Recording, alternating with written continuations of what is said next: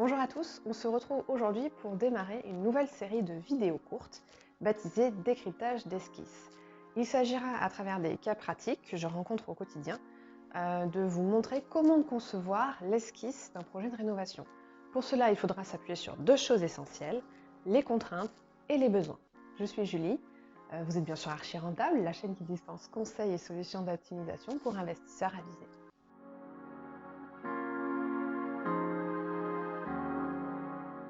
Alors pour ce premier décryptage d'esquisse, on va voir ensemble une esquisse que j'ai réalisée la semaine dernière. J'ai été sollicitée par un maître d'œuvre en panne d'inspiration qui souhaite rénover une maison pour le compte d'un client où on a un rez-de-chaussée, un étage et des combles à aménager. Seulement il y a un beau volume, le maître d'œuvre n'arrivait pas à répondre aux attentes des clients. Donc il m'a sollicité, j'ai un petit cahier des charges, mais avec ça, des plans, des photos, des 3D, j'ai pu déjà me faire une idée. Ce qui est intéressant dans ce cas de figure, c'est que j'étais complètement objective puisqu'en dehors du projet. Et moi, j'arrive avec un regard neuf, nouveau, à la fois avec quelques informations, mais pas trop, ce qui permet vraiment de proposer des choses nouvelles et différentes. Donc ça, c'est intéressant. Après, là où il y a parfois une difficulté et où, dans ce cas de figure, ça peut être un peu troublant, c'est que justement, on n'a peut-être pas souvent assez d'éléments du cahier des charges des clients pour pouvoir répondre précisément à leurs attentes. Alors j'ai fait au mieux avec les données que j'avais. Et puis voilà, j'étais en mesure, à travers 6 esquisses, de répondre à ces attentes. Et voilà, je n'ai pas rendu 6 esquisses à ce client, j'en ai rendu, on va dire, 3. Mais on voit là que pour arriver à cette 6e esquisse, il y a eu tout un processus de réflexion, de cheminement et de recherche. Pour vous resituer le contexte, je ne m'occupais absolument pas du rez-de-chaussée qui constituait les pièces de vie. Donc moi, je devais uniquement revoir le premier étage qui accueille les chambres. On accède à ce premier étage par un escalier qui dessert aujourd'hui à l'heure actuelle un grand palier. Et actuellement, on va avoir une salle d'eau, 2 chambres. On aura au bout de ce palier une échelle de meunier pour monter sous les combles. Et c'est, entre guillemets, cette transition qui va nous poser quelques soucis. Et c'est sur cette contrainte principale qu'on va devoir réfléchir. Au niveau du cahier des charges, dans ce premier étage, on doit loger absolument une chambre d'enfant, une chambre parentale. Les clients veulent les chambres les plus grandes possibles. Il faut impérativement réduire le palier, qui aujourd'hui est très très grand, il faut le réduire à son strict minimum pour ne pas perdre d'espace superflu. Il va donc falloir retravailler l'accès aux combles, qui est la plus petite emprise possible. Il va falloir faire très attention à la trémie. Sous ces combles, on va aménager un espace bureau. Et pour finir, on va devoir rénover la salle de bain tout en conservant une baignoire et une douche. Donc le process, il est simple et c'est ce que j'applique à chaque fois quand je travaille sur une esquisse. Je vais d'abord analyser mon cahier des charges. Ensuite, je vais analyser les contraintes de l'espace existant. Et ensuite, on va travailler sur les lignes existantes. On va travailler sur le zoning, comment on va répartir les espaces. On va travailler également sur le ratio des fonctions et des mètres carrés qu'on va attribuer à ces fonctions. Puis ensuite, quand ça va déjà constituer une base de travail bien stable, on va venir construire avec des éléments, avec le mobilier, avec les systèmes d'ouverture, fermeture, on va venir construire tout ça. Alors c'est parti, on passe au dessin.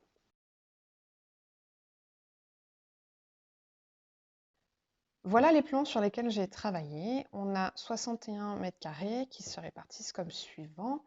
On a un escalier, on arrive par ici. On a ce grand dégagement de 17 mètres carrés qui est vraiment énorme et qui vraiment ne sert à rien puisque on n'a pas de rangement, on a vraiment juste une grande surface vide. On a cette échelle de meunier qui monte au comble. Et ici, on a un placard pour le ballon d'eau chaude. Donc c'est vraiment, à mon sens, 17 mètres carrés très mal exploité. On a donc ici une petite salle de bain de 7 mètres carrés avec baignoire et douche. On a le WC également. On a ici une première chambre de 16 mètres carrés avec un grand placard, très bien exposé dans le sens où elle bénéficie de 2 grandes fenêtres. Et une deuxième chambre également, 17 mètres carrés avec un placard très profond qui pourrait être optimisé aussi, et une fenêtre. Donc les chambres sont déjà très grandes, mais à mon sens, elles manquent aussi d'optimisation, notamment celle-ci qui a 2,65 m de largeur, ce qui vu la longueur de la chambre, constitue vraiment une sorte de... Enfin, du moins, la sensation qu'on a dans la chambre, c'est d'être dans un couloir. Donc, on va essayer de remédier à ça. Et puis, une fois qu'on accède, pour accéder au comble, on a donc cette échelle de meunier qui nous fait arriver ici. Et on a une seconde chambre, toute petite, de 5 mètres carrés habitable. Donc c'est vraiment la chambre de dépannage, hein, et un petit espace considéré comme une bibliothèque. Voilà. Donc je vous rappelle le cahier des charges, c'est de garder 2 grandes chambres ici, une adulte, une enfant, mais de les optimiser, de réduire au maximum ce palier, de trouver une solution pour accéder à l'étage du dessus moins encombrante et de retravailler la salle de bain. Analysons ensemble les contraintes. Quelles sont-elles? Déjà, sans parler de contraintes, je regarde mon orientation. Le sud est ici, le nord ici. Donc ça veut dire qu'ici, on aura une lumière plutôt froide. Les chambres sont au nord, donc c'est plutôt bien pour le sommeil. Et la course du soleil va se jouer comme ceci. Donc, ça veut dire que l'apport de lumière, il sera maximal dans l'escalier, sur le palier et dans la salle de bain. Donc là, vraiment, on a un apport de soleil très important ici. Dans un premier temps, qu'est-ce que je vais faire? Je vais repérer les contraintes structurelles du bien. Donc, ici, on va venir repérer les fenêtres. Voilà. Donc ça, j'ai mes fenêtres ici. Elles ne bougeront pas. Pourquoi? Parce que c'est ainsi. On ne va pas venir changer de fenêtre. Elles sont en très bon état, donc elles ne bougeront pas. Qu'est-ce que j'ai d'autre comme contrainte? Visiblement, ici, on m'a dit que tout ce qui était cloison intérieure n'était pas porteuse. Donc, potentiellement, je vais pouvoir supprimer toutes les cloisons intérieures. Je sais que j'ai des piliers, par contre, structurels, qui, eux, vont rester en place. Ils sont ici. Donc là, j'ai un pilier, un deuxième, un troisième, quatrième, cinquième. Ça ne bougera pas non plus. C'est l'ossature de la maison. Par contre, je sais que j'ai mon ballon d'eau chaude ici. J'ai tenté des propositions où je le conservais, d'autres où je le déplaçais. Par contre, si je le déplace, je ne peux vraiment pas trop sortir de ce périmètre. Donc, je peux venir le déplacer, mais avec parcimonie. Ensuite, on a les réseaux. Arrivée, évacuation d'eau. J'ai mon WC ici, donc il y a fort à parier que j'ai l'évacuation générale des eaux usées ici. Donc ça, autant vous dire que à changer, déplacer, c'est beaucoup d'argent. Donc on va essayer de ne pas toucher à la position des WC. Voilà, j'ai certainement des arrivées et des évacuations ici. Très bien. On va venir s'appuyer dessus. On peut bouger les éléments, faire quelques raccords de plomberie, mais il est évidemment hors de question de venir déplacer la salle de bain ici, par exemple, ou ici. Hein. C'est vraiment contre-productif. Donc la salle de bain, elle va potentiellement rester ici, et qui plus est, elle aura un joli apport de lumière. Elle sera chauffée très faiblement en hiver, et elle aura une très belle luminosité au quotidien. Voilà, j'ai dit que je faisais potentiellement tomber les cloisons puisqu'il n'y en a aucune qui est porteuse. J'ai mes 5 piliers porteurs et j'ai bien sûr, alors ici dans ce projet-là, pas de contrainte niveau chauffage. Je n'en ai pas été informée du système de chauffage. Donc je ne m'en suis pas occupée, mais sachez que si vous avez des radiateurs électriques ou un chauffage au sol, ça c'est très important bien sûr de le considérer, c'est une contrainte technique. Et puis, donc la dernière chose, voilà, donc c'est cette fameuse treillis. Là, on va pas trop aborder le sujet de l'escalier parce que les escaliers, c'est vraiment très très difficile à calibrer, donc ça pourrait faire l'objet d'une vidéo entière, voire plus. Je sais juste que ici, j'ai un toit sous pente classique, et donc ma limite des 1,80 m où je peux me tenir debout, elle se situe ici. Voilà. Donc, il faut que j'arrive à caser des éléments où on peut tenir debout ici. Généralement, sous les combles, ce qu'on fait, c'est que sur la partie la plus proche des murs, on vient mettre des rangements bas. Voilà. Et puis, du coup, ici, on peut quand même se tenir assis. Sur cette limite-là, on n'aura pas la sensation d'être écrasé par le plafond une fois qu'on est assis. Par contre, ici, des contraintes. J'ai une très grosse charpente, ici et ici. Là, voilà. Là, j'ai la charpente de la toiture, je ne peux pas y toucher. C'est 2 piliers ici. Et puis ensuite, j'ai une charpente plus ou moins comme ça. Voilà, voilà. Hop. Comme ça, comme ça, comme ça. Ici, j'ai une poutre qui fait comme ça. Donc, ça veut dire qu'on ne peut circuler qu'ici. Et ici, malheureusement, j'ai pas eu de vidéo, enfin, j'ai pas eu d'image, donc je ne sais pas du tout sur cette poutre-là, sur cette partie-là, comment c'était, si c'était comme ça, ou si c'était plus simple, juste comme ça, où on pouvait passer des deux côtés. Je n'ai pas de visuel. Donc, j'ai essayé de faire au mieux, et de toute façon, on reste tant qu'on en esquisse, tous les champs des possibles sont ouverts, on peut très bien faire arranger le projet par la suite comme on le souhaite selon les contraintes. Donc voilà, ici, des contraintes techniques ici et ici. Et ce qui est sympathique aussi à prendre en compte, c'est ici, on a deux Velux. Deux Velux, un au sud qui sera très lumineux et un au nord qui aura une bien plus froide.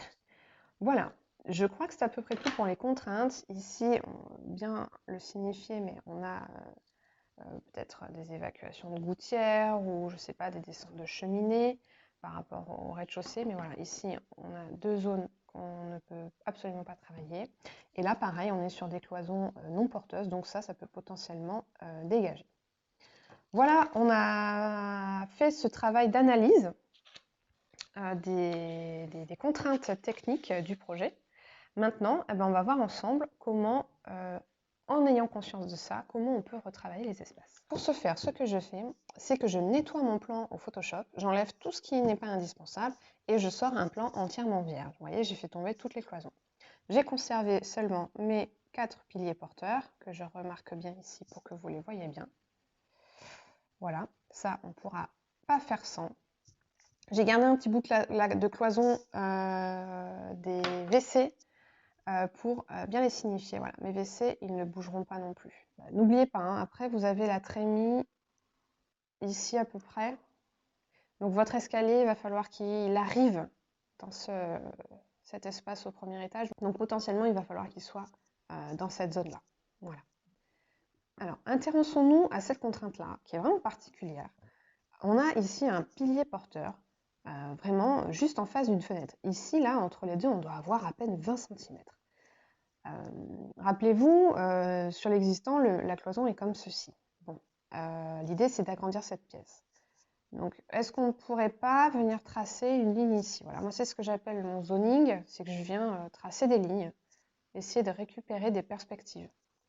Voilà, donc déjà, ça nous agrandirait un petit peu la pièce. Ici, rappelez-vous, on a le ballon d'eau chaude. Qu'est-ce qu'on fait? Est-ce que... hop, ici, on a une ligne qui se dessine naturellement. Qu'est-ce qu'on fait? Est-ce que le ballon, on le laisse là? Est-ce qu'on le bouge? On a l'autre ligne ici de la salle de bain qui vient naturellement, voilà, ici comme ça.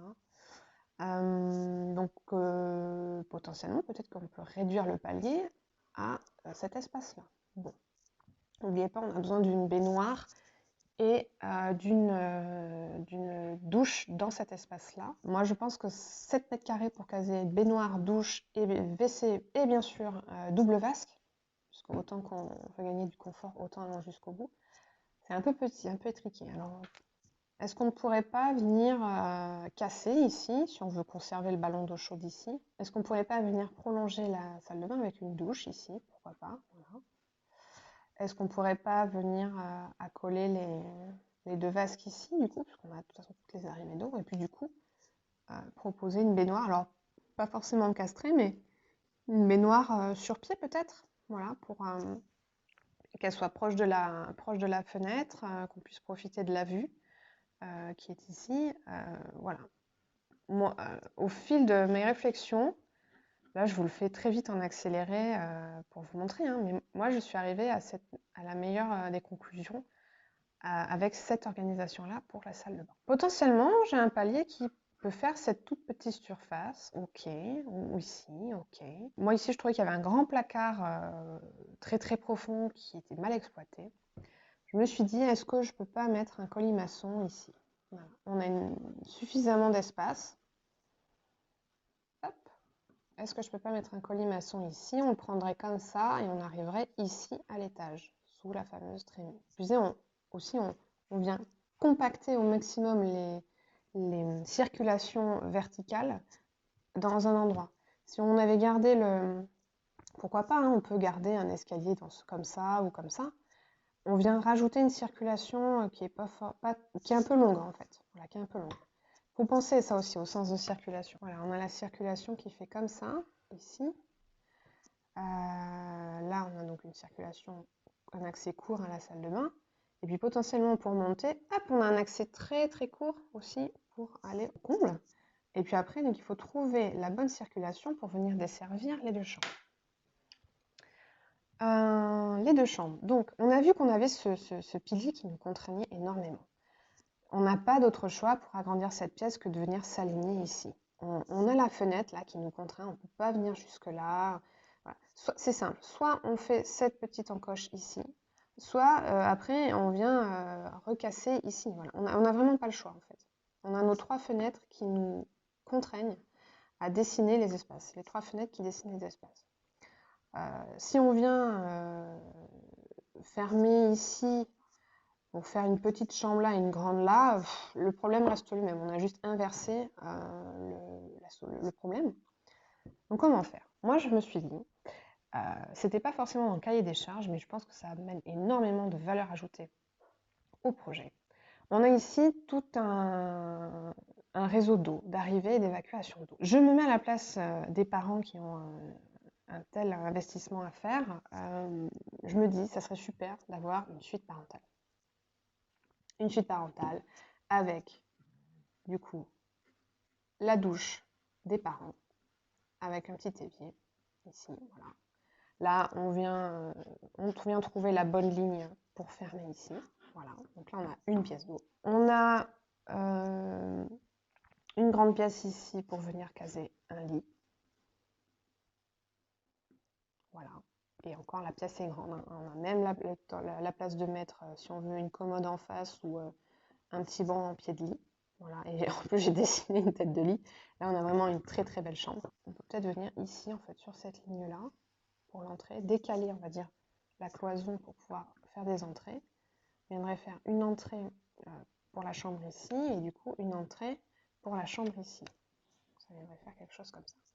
Et dans ce couloir, qui est assez long, pourquoi pas venir mettre toutes les fonctions de rangement dressing.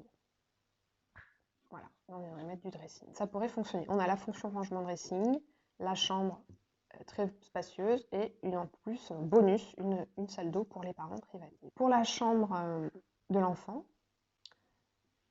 cet enfant actuellement il a 6 ans mais il va grandir. Alors moi je suis tout de suite partie sur un lit double. Charge après au client de choisir s'il veut mettre un lit simple ou un lit double, mais quoi qu'il en soit, vu la taille de la chambre, ça rentrerait. On mettra potentiellement un bureau pour qu'il fasse ses devoirs, cet enfant, et puis après, voilà, je suis venue m'insérer entre les deux piliers pour faire du rangement. Voilà, grosso modo, à travers ces réflexions, comment j'ai conçu mon esquisse. Alors là, je vous l'ai fait très très vite parce que j'ai terminé. Mais sachez que ce travail-là, voilà, vous avez plein de calques autour de moi, ça passe par énormément de temps de recherche, d'essais. Tout simplement, moi je travaille au calque, au kutch également, et de manière plus précise, voilà, le genre de dessin sur lequel on peut arriver. Voilà, j'ai essayé plein de choses, J'ai essayé plein de choses avec un escalier qui va là, et puis hop, je travaille, hop, l'arrivée en haut. Voilà, c'est passionnant. Moi, j'adore faire ce travail d'esquisse. C'est très long. Voilà, très sincèrement, la semaine n'a pas été trop courte pour réaliser cette esquisse. Et puis, de toute façon, il faut garder à l'esprit qu'il y a 1000 possibilités, mais qu'il faut simplement bien prendre en compte les contraintes et les besoins de son cahier des charges pour pouvoir répondre aux attentes. Très rapidement, je vous montre donc ce que moi j'ai proposé d'abouti pour ce projet. Donc c'est grosso modo l'esquisse que j'ai dessinée à l'instant avec vous. Donc voilà, enfin, là on a un grand palier, enfin, une grande trémie d'escalier toute ouverte avec un apport de lumière maximal. On a ce colimaçon qui monte en haut. Et j'ai travaillé ici le pan de mur type verrière d'atelier, ce qui fait qu'on a, pour cette chambre qui n'a qu'une seule fenêtre qui plus est au nord, on a ici un apport de lumière supplémentaire. Donc la petite chambre d'enfant qui fait quand même 21 mètres carrés.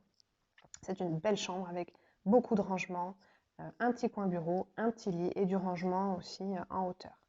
On a ensuite sur ce palier la fameuse salle de bain qu'on a agrandie avec une douche à l'italienne. On a ensuite la suite parentale dans laquelle on rentre, un grand couloir de dressing sur ce côté-là. La chambre ici qui, elle, fait aussi 17,5 m², juste cet espace-là, 17,5 m², c'est un beau volume. Et caché derrière des cloisons à galandage, une petite salle d'eau de 5 m². On a, pour ce projet-là, déplacé le ballon d'eau chaude. À l'étage, potentiellement, on arrive par ici et on va venir desservir deux coins bureaux, deux bureaux sous le Velux avec toute une série de rangements bas et ici aussi type bibliothèque. Là, on a vraiment un coin de travail optimisé, au calme, avec tout à portée de main. Une deuxième version que j'ai proposée sans la salle d'eau, puisque ce n'était pas forcément voulu au départ. On arrive toujours par ici. Le palier, lui, est un petit peu plus grand. On va reprendre pour l'escalier la trémie existante, puisqu'on va être sur un quart tournant ici. Donc on va reprendre la trémie existante à un moment donné, on va la récupérer. Toujours cette salle de bain avec la même configuration, puisque c'est la plus optimisée. On a ici une chambre du coup enfant qui fait 22 m², une très très belle chambre. Toujours avec ce système de verrière ici et ici pour apporter un maximum de lumière dans la chambre. Un coin bureau à l'écart, du rangement, un grand lit et également du rangement bas sous fenêtre. Moi je trouve que c'est toujours agréable de proposer ce type de rangement en bibliothèque sous fenêtre. Donc on a réussi à agrandir la chambre. Pour les parents, on a une chambre un chouïa plus petite. On a quand même un beau volume de 20 m² ici, pareil avec des têtes de lit et des rangements bas sous fenêtre. Ici, on est sous l'escalier, donc on aura certainement une géométrie un petit peu spéciale. Je propose un petit peu de rangement ici. Et là, derrière une double porte à galandage, un magnifique dressing de rangement. Voilà. Là, c'est l'accent est mis sur le rangement, le dressing. Et on a vraiment une très belle pièce dans laquelle on va pouvoir tasser énormément d'affaires. Ici, sur ce projet-là, le ballon d'eau chaude ne bouge pas de place. Quand on monte, je vous l'ai dit, on récupère la trémie existante, ce qui fait que c'est ici que la circulation est un petit peu plus difficile. Il va y avoir des calculs de trémie à réaliser, mais ici, on arrive également à caser deux coins bureaux optimisés avec tout à portée de main. J'espère que ce premier décryptage d'esquisse vous a plu, que vous avez pu glaner quelques conseils. Également, vous avez pu voir un petit peu comment on peut instaurer une méthode de travail, une méthode de réflexion pour dessiner des esquisses. Il y en aura d'autres, parce que je pense que c'est à travers un cas pratique qu'on peut le plus illustrer ce type de démarche. Si vous avez aimé cette vidéo, n'hésitez pas, comme d'habitude, à laisser un petit pouce en l'air, également à vous abonner pour ne rien rater de ce qui va suivre. Si vous avez des questions, des suggestions, n'hésitez pas à poser tout ça en commentaire, je me ferai une joie d'y répondre. On se retrouve très prochainement pour une nouvelle vidéo et d'ici là, n'oubliez pas, vous êtes à ça de devenir un investisseur avisé.